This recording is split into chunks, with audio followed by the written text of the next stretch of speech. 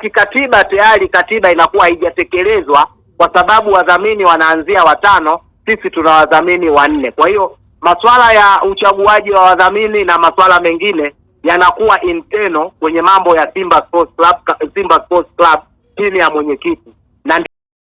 Naam, Fikini Mkwabi, tuko live moja kwa moja kupitia TV3 na kipindi ewani ni Fair Play, ambayo tumekutafuta ili tuweze kufahamu kuhusiana na kile ambacho kinaendelea sasa hivi ndani ya kikosi, ndani ya uongozi wa Simba Sports Club. Kwa upande wako, katiba jinsi ambavyo ilikuwa imebadilika kutoka katiba ya 2018 mpaka hii katiba inakuja 2026.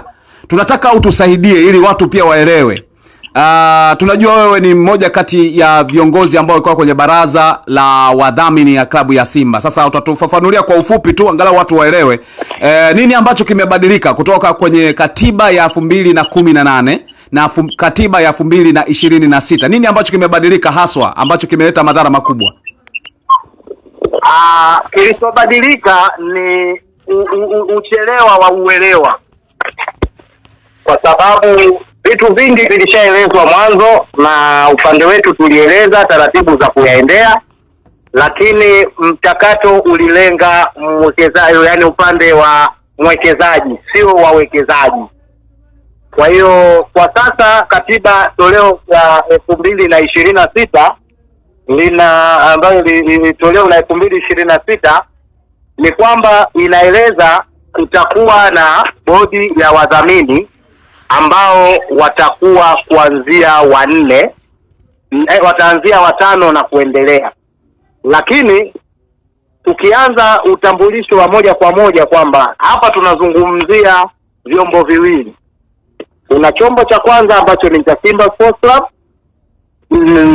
na chombo cha pili ni Simba Sports Club Company Limited, ambayo tukizungumzia Simba Sports Club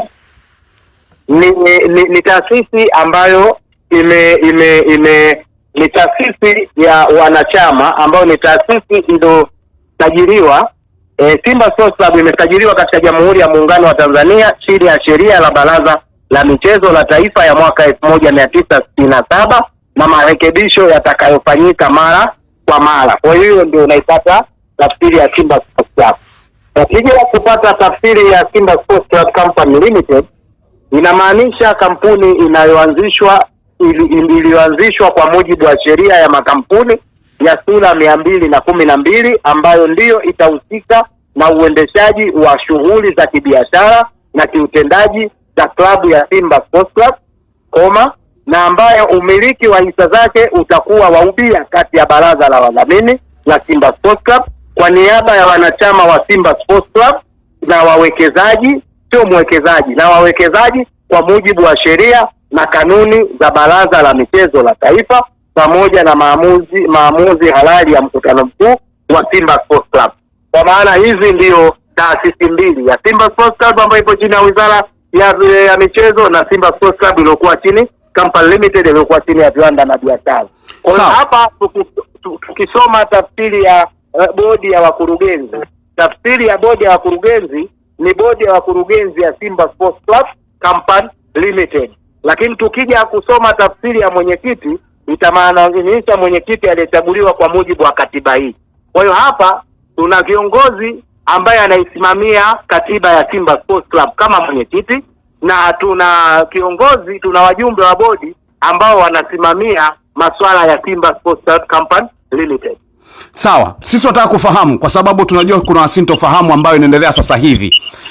Jana kwa maana mwenyekiti wa klabu ya Simba Murtaza Mangungu alitangaza baraza la wadhamini wa klabu ya Simba, au unaweza kusema bodi ya wadhamini ya klabu ya Simba ambayo inaanzia watu 5 mpaka 7.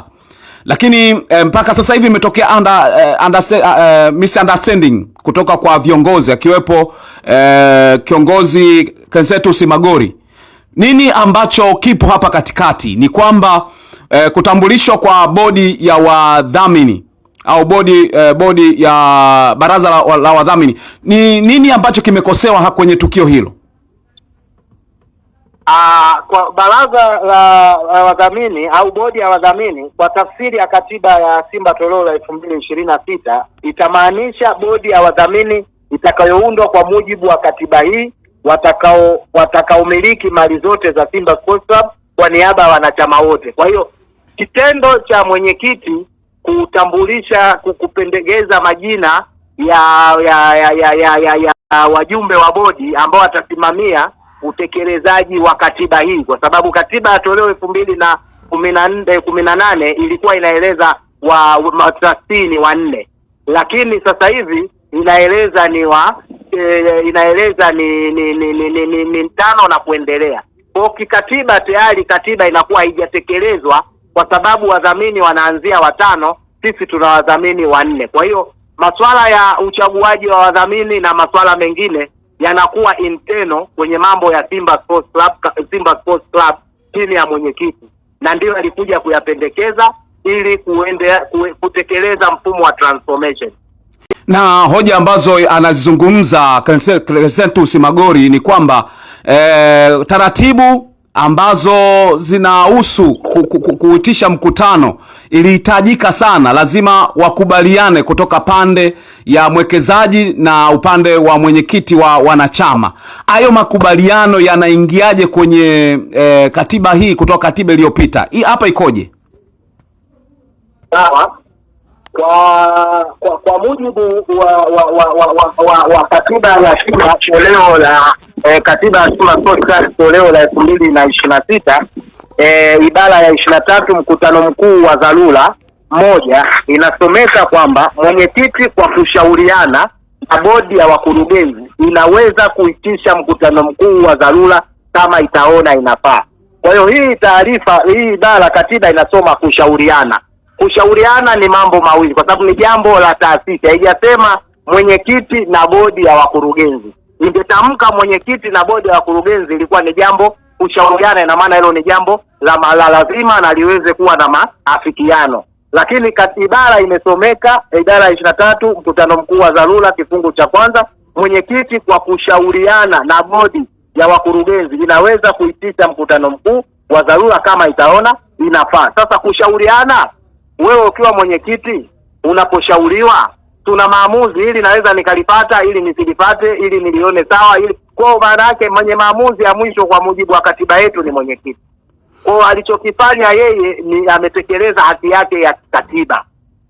Kwa hiyo kama kuna katazo ama mjumbe wa bodi ambaye ni mwenyekiti wa bodi ya wakurugenzi wa Simba Sports Club Company Limited ametoa taarifa kwa umma kwa kusema kwamba mpango huo ni batili, pia yeye anatakiwa ajitathmini, kwa sababu yeye kwenye masuala ya Simba Sports Club anaingia na kofia mbili. Kofia ya kwanza anaingia kama mwanachama, ambaye ukiwa mwanachama unatakiwa ujue haki yako na wajibu wako, na akiingia kama mwekezaji, akiingia kama mwenyekiti wa bodi ya wakurugenzi wa Simba Sports Club Company Limited, ajue ile ni entity nyingine ambayo ipo chini ya sheria ya makampuni ya kifungu namba ya sheria ya makampuni ya 212. Kwa hayo ni masuala ya kampuni, ile ni taasisi nyingine. Kwa anapokuja kwenye masuala ya wanachama wa Simba, anakuja akiwa kama mwenyekiti wa bodi ya wakurugenzi ya Simba Company, anaingia kama observer. Hawezi kuwa juu. Sawa. Hawezi kuwa juu ya mwenyekiti. Sawa. Na hiyo ambayo kampuni kwa maana ya Simba Sports Club Holding Company ilikuwa imeondolewa, bila shaka unaweza ukatuambia wao wana practice vipi, shughuli zinaendeshwa vipi bila kuwepo na Simba Sports Club Holding Company, na ni nini ambacho kinafanya mpaka kwa maana ya Crescentus Magori aendelee kuwa kwa maana ya mwenyekiti wa bodi ya wakurugenzi mpaka sasa, wakati katiba ilishabadilishwa? Sawa, labda tafsiri ya Simba Sports Club Company Limited watu wanaielewa vibaya. Kwa mujibu wa katiba ya Simba kwamba ni kweli Simba Holding Company ilikuwepo kwenye katiba ya toleo ya 2018, lakini sasa hivi current tunaizungumzia katiba ya 2026 ambayo iligongwa muhuri na Register Sport Association and Club tarehe 18 February 2026. Kwa sheria ya katiba inapogongwa muhuri kupitishwa na ofisi ya msajili wa vilabu na za michezo, yeye baada hapo hiyo katiba inatakiwa ianze kutumika. Sasa labda watu wanashindwa kuelewa ile tafsiri. Tafsiri ya Simba Sports Club Company Limited inasomeka, itamaanisha kampuni inayoanzishwa kwa mujibu wa sheria ya makampuni sura ya 212 ambayo ndiyo itahusika na uendeshaji wa shughuli za kibiashara na kiutendaji. Haijasema michezo hii, kwa sababu hii ni sheria ya makampuni, haifanyi michezo. Kibiashara na kiutendaji za klabu ya Simba Sports Club. Klabu ya Simba Sports Club. Sawa, nataka hapo kwa sababu ya muda wetu, naomba nimalizie ndio uelewe, na ambayo umiliki wa hisa zake utakuwa kwa ubia kati ya baraza la wadhamini la Simba Sports Club kwa niaba ya wanachama wa Simba Sports Club na wawekezaji kwa mujibu wa sheria